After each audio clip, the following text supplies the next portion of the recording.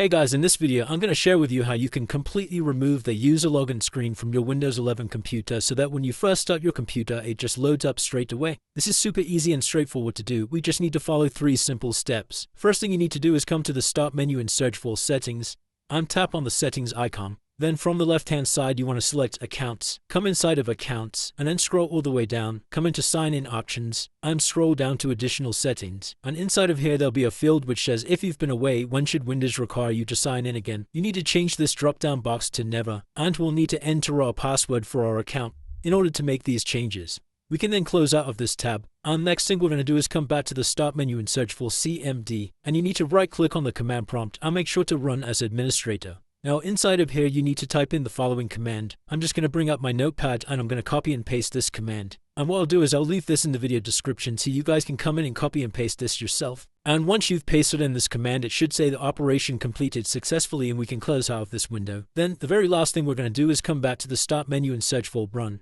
And tap on the Run icon. Then inside of here you need to type in netplwiz and hit enter. And at the top of this window, you'll see a checkbox here where it says users must enter a username or password to use this computer. We just want to deselect this checkbox, and we can press apply and OK to save those changes. Once again, you may need to enter your password in order for these changes to take place. Once we've hit OK, we can then restart our computer, and that would have completely removed the login screen from your computer. If this video did help you, please drop a like and subscribe. Until next time.